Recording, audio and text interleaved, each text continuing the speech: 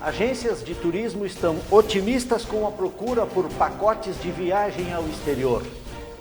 Uma entrevista exclusiva com uma jornalista que começou a carreira antes de surgir as redes sociais. Está no ar a revista Premier News.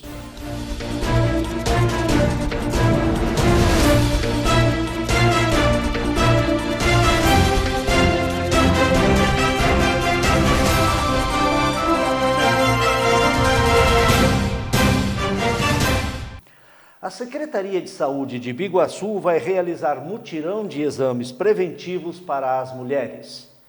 Será no próximo sábado, nas unidades básicas de saúde, das 8 horas da manhã ao meio-dia e da 1 às 5 horas da tarde, para a coleta de material para exame de colo de útero, também chamado de Papa Nicolau.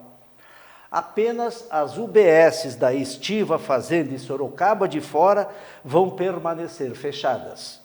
As mulheres que desejam realizar os exames devem procurar a UBS mais próxima para fazer o agendamento. Depois de 2 anos de pandemia da Covid-19, muita gente está fazendo planos para viajar ao exterior. E é esta procura que está movimentando as agências de viagem. E nós vamos conversar agora com o empresário do setor de viagens de turismo, o Sérgio Bertoldo, sobre esta perspectiva. Sérgio, obrigado por participar do programa, por aceitar o nosso convite aqui na revista Premier News. E eu já vou lhe perguntando, essa tendência de que muita gente quer mesmo viajar em 2022, está se refletindo no setor? Sem dúvida. Desde janeiro a gente vem sentindo essa vontade do povo de voltar a viajar, né? Tanto pelo Brasil como para o exterior. E me diz uma coisa, isso chama-se demanda reprimida, porque 2 anos sem poder viajar, acabou tendo que, as pessoas tiveram que esperar e rever a partir daí a necessidade. Bom, agora eu vou porque pode surgir outra pandemia, enfim, outros medos quaisquer? Não, na realidade eu até não olharia por esse ângulo, né? Na realidade as pessoas realmente estão com essa demanda reprimida, 2 anos sem poder viajar. Quem está acostumado a viajar todo ano, né, sentiu muito isso, tá? Então não é o medo de uma nova pandemia, um novo vírus, é a vontade de sair de casa. Esses 2 anos foram muito difíceis para todo mundo, tá? O que a gente está sentindo eu preciso de um tempo para mim, preciso voltar a viajar. Essa é a vontade do povo. Quando eu falo outras pandemias, não quer dizer Covid, viu, Sérgio? Porque eu quero dizer coisas parecidas como alta do dólar, questões de conflitos em alguns países, é isso que eu me refiro. Mas mesmo assim, essa questão não tem atingido o setor de viagem? A alta do dólar tem afetado sim, tanto do dólar como do euro, né? As pessoas nós temos vários clientes aqui que estavam com aquela expectativa de viajar agora em julho, né? E acabaram desistindo pelo custo da viagem. Porque o que aconteceu? A vontade existe de viajar, mas com a alta do câmbio e a alta do custo das passagens e custo também da hotelaria, afetou um pouco sim. Ou seja, a vontade existe, mas às vezes o bolso não alcança. Então, quem conseguiu programar as suas viagens para julho e conseguiu efetivar foi porque tinha um dinheirinho guardado. Bom, quem conseguiu planejar para julho está viajando, quem não conseguiu, só mais tarde. Só mais tarde. Então, aquilo que a gente aconselhou no segundo semestre do ano passado, né? Quem pretende viajar em 2022... tente acertar a viagem o mais cedo possível, porque além de você conseguir preços melhores, você consegue algumas vantagens, como por exemplo, a gente está com muito problema na aviação em termos de disponibilidade de assentos, tá? Hoje a pessoa até tem o dinheiro, quer viajar, mas não tem lugar no avião ou não tem lugar no hotel, tanto no Brasil como no exterior, porque as companhias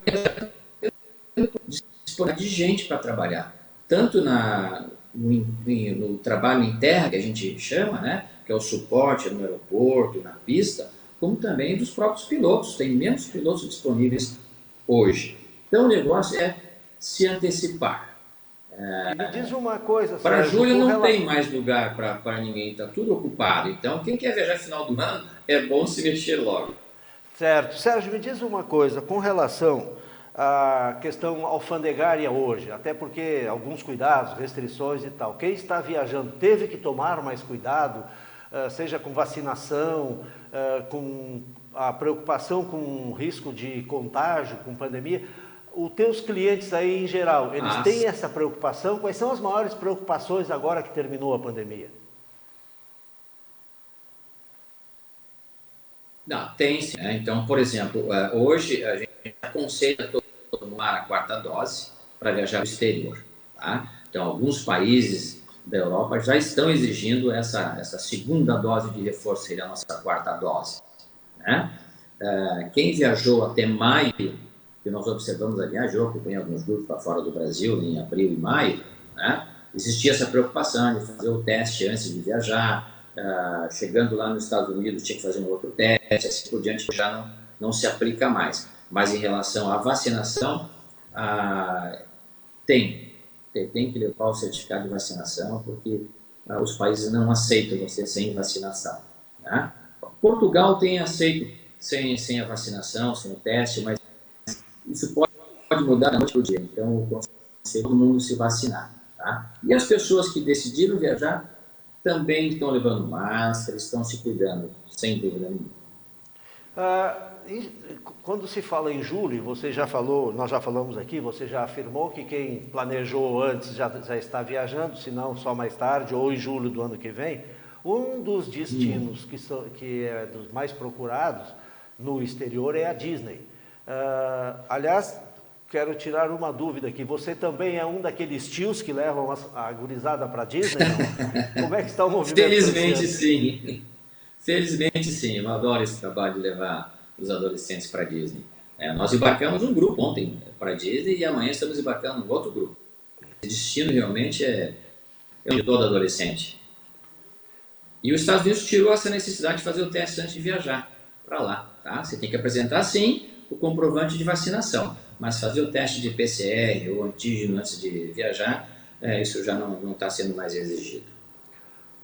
Sérgio, deixa eu trazer um pouco a viagem um pouco mais próxima da gente, se bem que algum lugar por aqui não é tão próximo quanto outros lugares do país, do exterior.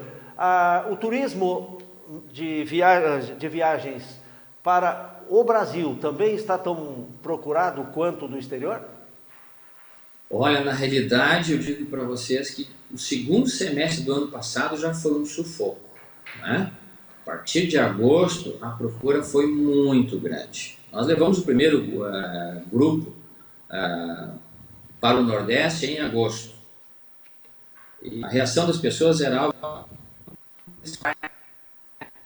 Né?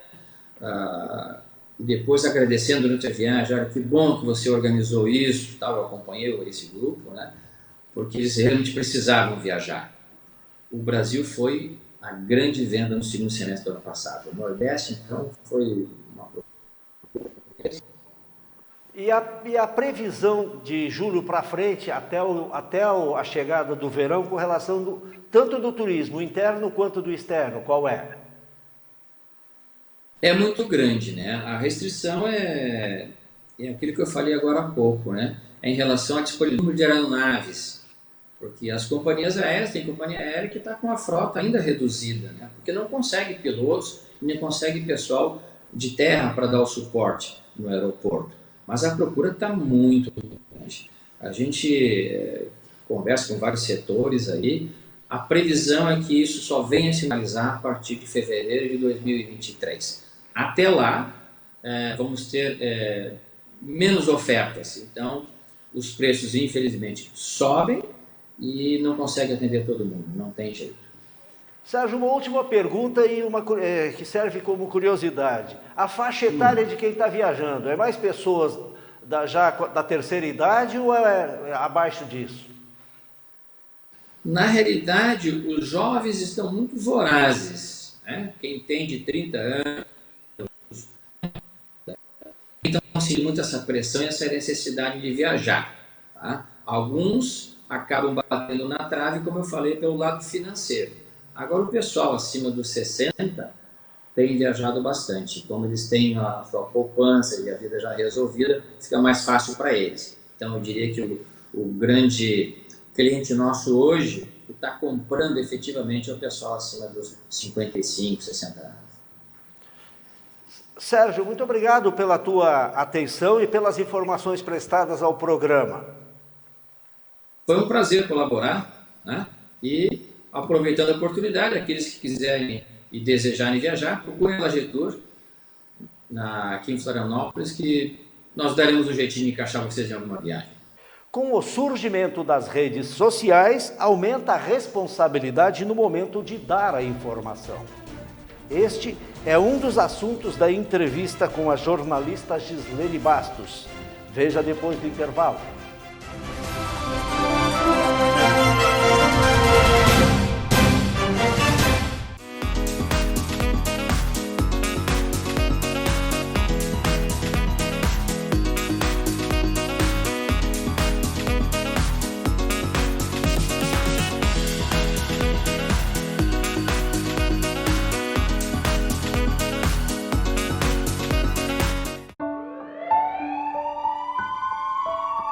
Todos os dias, milhares de pessoas precisam de socorro. Ainda bem que os nossos heróis estão sempre a postos. Para ser um deles, você não precisa ter superpoderes. Só precisa ter iniciativa. Cada voluntário é um herói. Procure o Hemosk e doe sangue. Para você que quer acompanhar a programação da Premier TV Online na sua Smart TV, abra a barra de aplicativos e procure pelo seu navegador. Digite o site www.primertv.com.br. Já em nosso site, desmute o vídeo e em seguida você pode ampliar a tela. Pronto, agora você já está acompanhando a Premier através da sua Smart TV.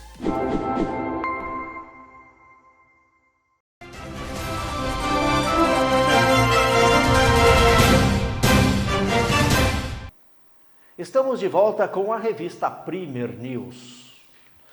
No próximo dia 7 de setembro, o Brasil vai comemorar 200 anos de independência. Na mesma data, vai ser comemorado o primeiro centenário da rádio no Brasil. Era o início da comunicação de massa, que em 1950 se expandiu com a entrada em operação da primeira emissora de TV. Se você tem cerca de 30 anos ou menos, não deve imaginar como tudo isto era feito. Sem as atuais facilidades de transmissão, os profissionais precisavam de muita criatividade para levar ao público uma programação de qualidade, principalmente os noticiários.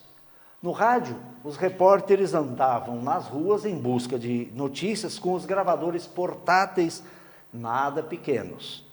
O mesmo acontecia com as equipes de TV, cujo equipamento de gravação pesava cerca de 30 quilos. Hoje, tudo pode ser feito num aparelho deste tamanho. Bom, e nós vamos conversar agora com uma das garotas que começou quase no final de toda esta mudança na comunicação no mundo, no Brasil também, e que já com 14 anos estava com um gravador preto, aquele gravador que eu acabei de mostrar ali, preto, debaixo do braço. E hoje é uma das grandes jornalistas do nosso país e que já percorreu boa parte desse mundo. É a Gislene Bastos, que participa agora do programa conosco, a quem eu já agradeço por ter aceito o convite. Gislene, muito obrigado por participar do Revista Premier News. E eu já vou perguntando uma coisa para ti, já do início de carreira. Aquele gravador debaixo do braço era quase do teu tamanho, né? Era grande, né, Léo? Obrigada pelo convite, obrigada pelas palavras aí que você acaba de falar. Realmente, eu comecei muito nova na profissão, num momento de grandes desafios da comunicação, porque havia grandes dúvidas também em relação a essas mudanças, né, de tecnologia. O gravador que eu usava realmente era daqueles cassete e que a gente fazia entrevistas, entrava depois, né, gravadas, depois entravam na programação da rádio. Era um grande desafio, imagina, uma menina de 14 anos que sabia muito pouco do que da vida, quanto mais do jornalismo, da comunicação, mas fui aprendendo e claro que pude contar com grandes professores, né? Um deles, você mesmo, né? Na época, trabalhando em Lages, na sucursal. Foi muito interessante, foi muito bom poder ter essas parcerias ao longo do caminho. Gislene, a partir daí foi para a TV. Como começou isso? Então, na realidade, assim, eu comecei trabalhando no que hoje é o Sistema Catarinense de Comunicações, né, o SCC, afiliado ao SBT, na época já era, porém eu trabalhava na rádio, eu fazia o que se chamava de rádio escuta na rádio, né, com aqueles gravadores Akai, aí eu ficava acompanhando a programação dos grandes centros, né, São Paulo, eventualmente até Porto Alegre, a Rádio Gaúcha. E aí o que acontecia? Esse noticiário ele era transcrito e levado para o locutor do horário ou do próximo jornal. Esse trabalho era o rádio escuta, né, que tinha numa época em que a internet não existia, era a forma que a gente tinha de acessar as notícias nacionais, internacionais através de rádios ondas curtas, né?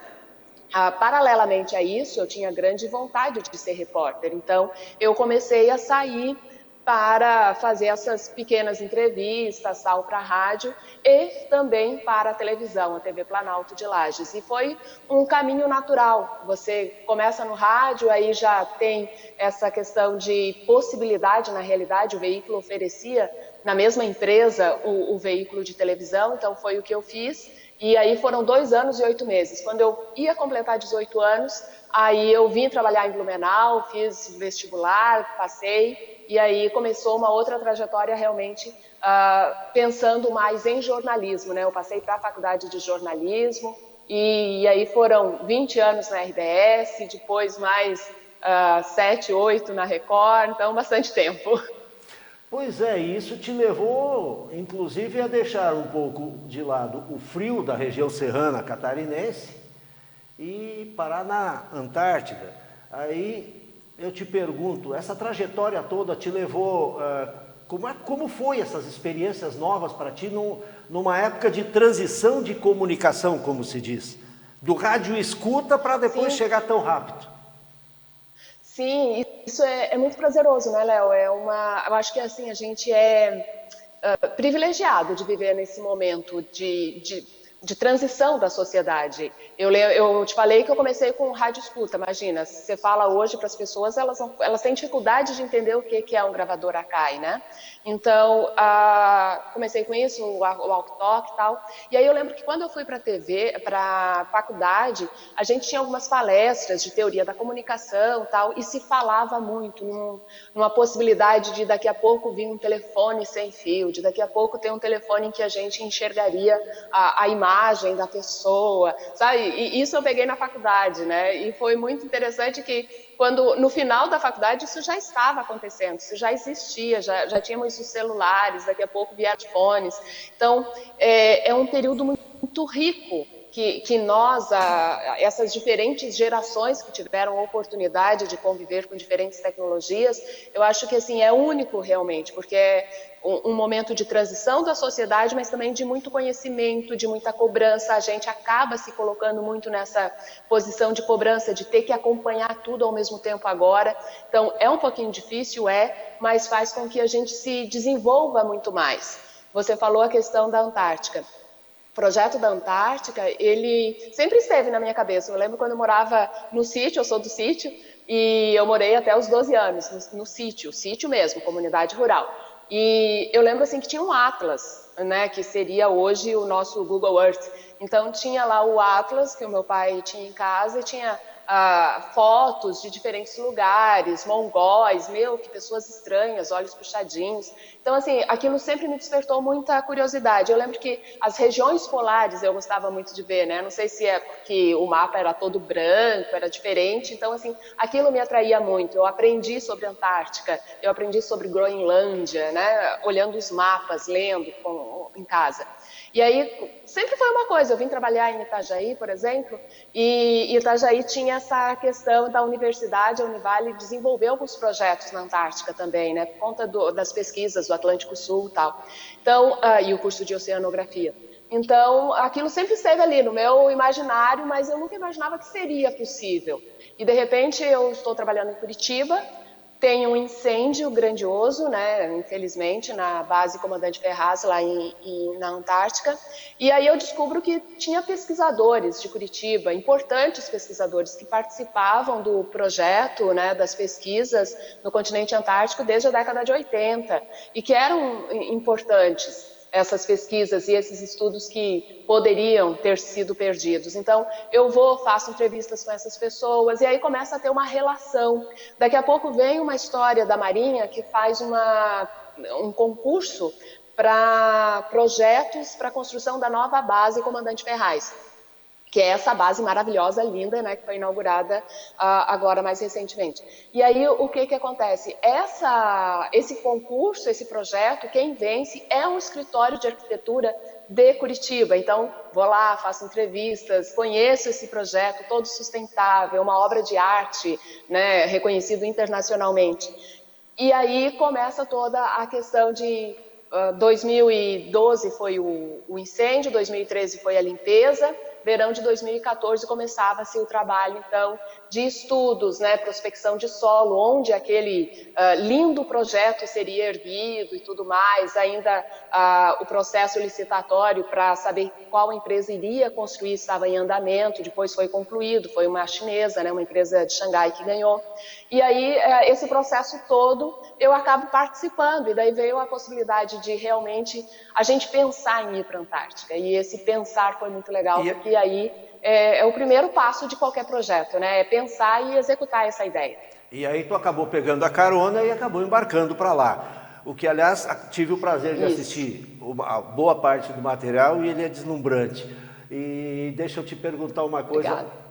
Com relação à comunicação, voltando agora do tempo que a garotada de hoje nem sonha o que é, por exemplo, ter que mandar mensagens via telex, que eu considero o avô do e-mail, e fazer a transmissão, tinha uma torre de uma geradora chamada Embratel, que hoje não existe mais e tal.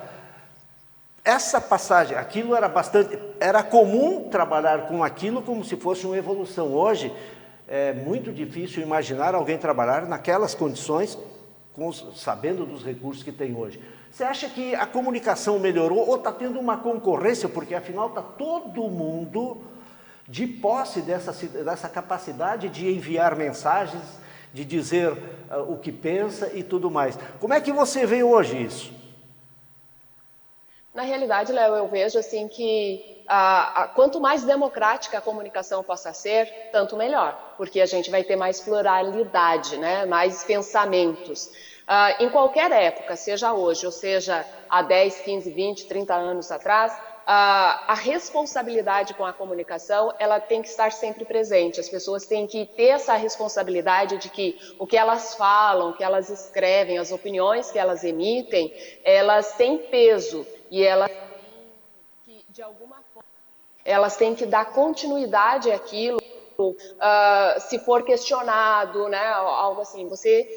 Não é só largar palavras ao vento, como a gente vê em alguns momentos. Só que, assim, essa irresponsabilidade que, infelizmente, a gente vê hoje em maior número, em alguns, ela sempre existiu. Se você voltar lá para os primórdios da imprensa, lá no tempo do Império, já existiam mensagens irresponsáveis, pessoas que se beneficiavam, que usavam do poder da comunicação em benefício próprio, né? Ou fosse pela luta abolicionista, ou fosse contra os abolicionistas, por exemplo. Então, isso sempre existiu.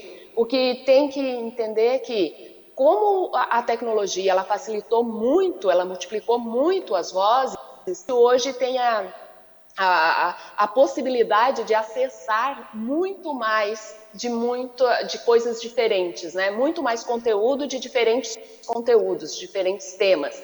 Então dá a impressão assim de que o mundo está em desordem.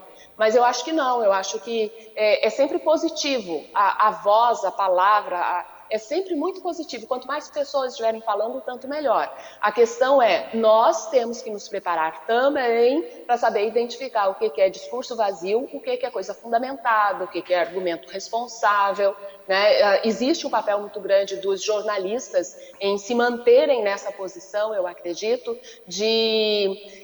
não é que seja guardião da informação, porque ninguém é, a informação está aí, acessível para todo mundo, mas de alguma forma ser o curador, sabe? Tipo, entender que isso aqui, olha, isso é relevante, né? Muito mais do que produzir a informação hoje, o papel do jornalista, esse cara que estudou, que entende um pouco mais de teoria da comunicação, que tem a possibilidade de investigar o que é verdadeiro, o que é fake, né? Uma palavra que não existia, ou pelo menos não era tão comum há alguns anos, a gente tem essa possibilidade mais fácil, a gente consegue acessar os caminhos para checar a informação, então vamos fazer esse serviço, sabe? E vamos fazer esse trabalho de curadoria para as pessoas que de repente não têm esse mesmo acesso, essa mesma possibilidade de fazer essa separação do joio do trigo. Então, eu acho que o jornalista hoje, ele mudou um pouco o papel, ele já não é só um produtor de informação, porque produzir informação tem aos montes por aí todo mundo.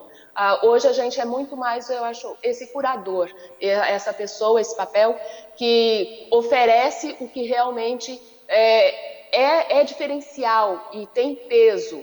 Claro que, de modo geral, todas as pessoas têm que entenderem a sua responsabilidade quando emitem alguma opinião. Gislene, uma última pergunta, porque nós poderíamos conversar aqui até amanhã de manhã e não esgotaria, mas deixa eu te fazer mais uma pergunta.